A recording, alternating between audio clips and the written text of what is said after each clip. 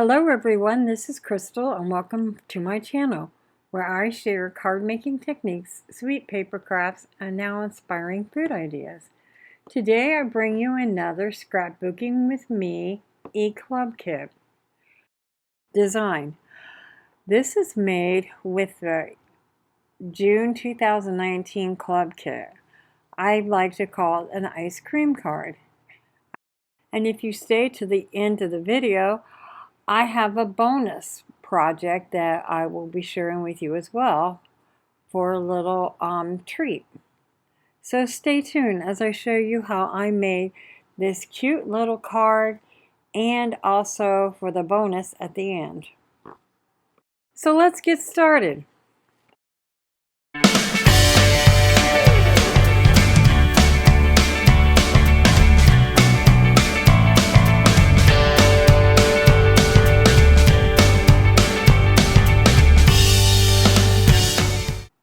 Here I'm taking a post-it note and it measures 2 by 3 and I folded it in half and I'm making a template for my card and I just want to round the top of it to make it. And now I unfolded my template and look at it to make sure it looks like how I want it, and it looks pretty good. And I'm going to take a piece of pink cardstock measuring 2 by 6 inches, and I'm going to score it at 3 inches to make for the base of this card. Now I'm making 2 different cards, and so I'm going to use this striped for one and this bright pink for the other card front. And now I'm going to cut them down to 2 inches by 3 inches. And I went ahead and glued the front on the card base. And I took my template and I laid it across on the front of my card. And I realized I should have had it going the other direction. And I decided I was going to anyway. So I just took a pen and I marked it. Now you want one side up against the fold because you don't want it to come unfolded. And the other one I decided to do it the other direction that it was originally, and have it to be a top folding card instead of a side folding card. So like I said, you don't want to cut all the way across because you need to have a fold line there. And then I just cut it out with scissors on that ink line. Then I took a piece of craft or beige colored cardstock and I cut a 1 inch by 3 inch rectangle to use to be the stick for it. And I think I might even cut it down a little bit shorter. And I glued that on the inside of each one of the cards.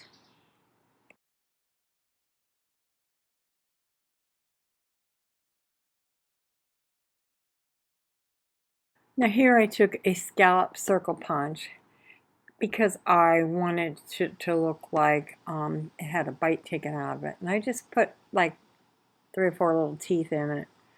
It was too much for the punch to do, so I did the front and then I lined it back up again and did the back. But I think it looks cute with it. Looks like someone's taken a bite out of it.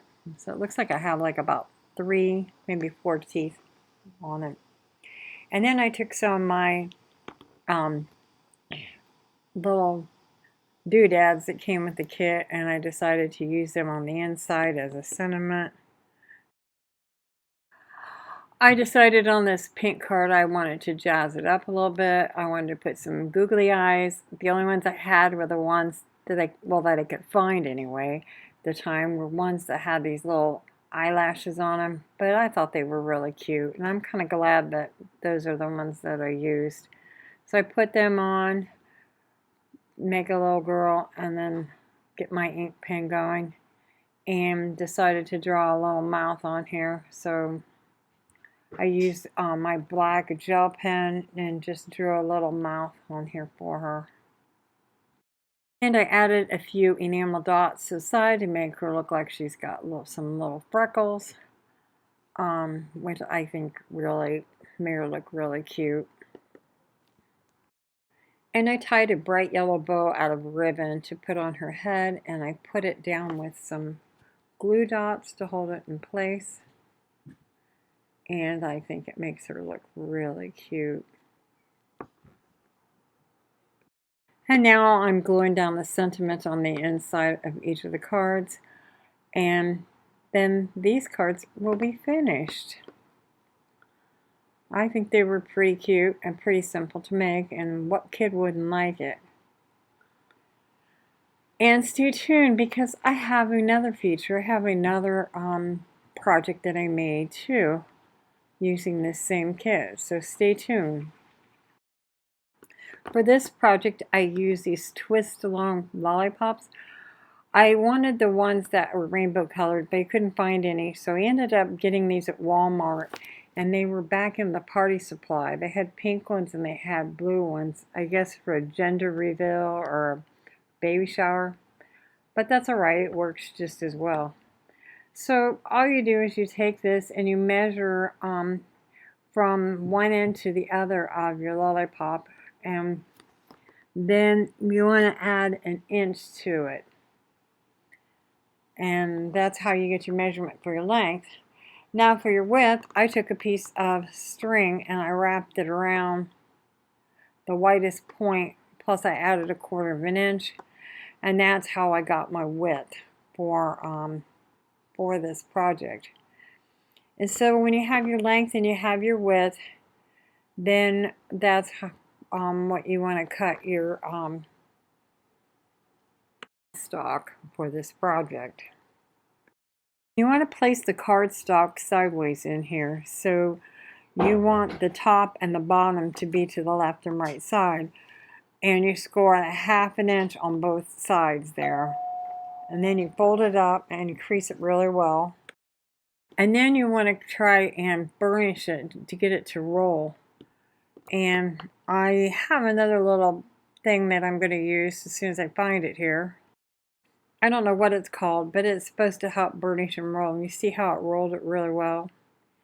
Now, as you see, I'm taking and I'm cutting little tiny slits just up to the fold line. Just little tiny slits all the way up. I'm going to turn it over and I'm going to do the same thing on the other side. Just little tiny slits. And on the one side that's not slit, I'm adding some tear and tape or sticky tape, whatever you call it. Pressed it down really good and then trying to pull it off. And then what you do, I noticed that it's way too long. I must have measured it wrong. Anyway, you roll it around your candy. Anyway, you roll it around your candy and glue it down. I decided to cut it off because it was too long. Here we go again with it shorter. And you just roll it around, and I put some art glitter glue on it so I can move it just a little bit, because you know how sticky tape is. Once you get it down, you can't wiggle it and move it. So I put it on there, held it for just a little bit and pressed it in. Good. And then those little tiny slits, I just poked them up inside there, and it gets against the lollipop and it holds it in place with that stick. And I did the same thing on the top, except I just kind of folded it over there. And then I took a 2-inch circle punch and I punched out a circle with it, and then I cut the circle in half, and then I rounded it as well and glued the sides together to form a cone. Used a couple of glue dots to help hold it in place. And then to hold the cone on top, I put several glue dots up on those little tiny little slits of paper that's up there. And then I pressed the cone on top and it held it in place.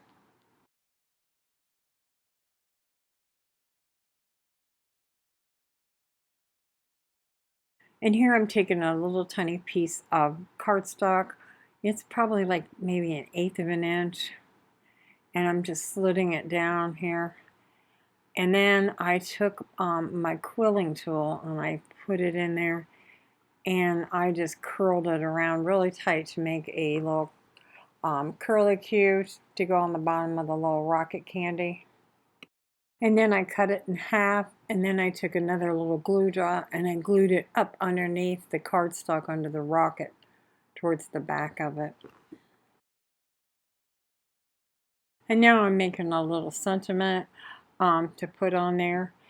And I was making these because my grandson's birthday was coming up, and it says holiday treats. But you could also do it for 4th of July or gender reveal or whatever. And I just stamped this stamp that I had in my stash, and I just stamped it out on the same cardstock I used for the top of the rocket. And then I just cut it out. And here I just flagged the one edge, and then I took and I added a punch, a hole on the other side so I could put my baker's twine in it. And I left my baker's twine kind of long because I wanted it to wrap around the rocket a few times before I tied it. And I also took my tool and I rounded the little sentiment so it would wrap around the rocket and would stay in place. So I wrapped it around a few times, tied it with a bow, and then I ended up taking another glue dot and kind of sticking the sentiment how I wanted it to stay on the rocket, just to make it look better. And here's my rocket treat all finished. If you like what you see, please give me a thumbs up and please subscribe to my channel and share me on all your social networks. Bye for now. Happy crafting!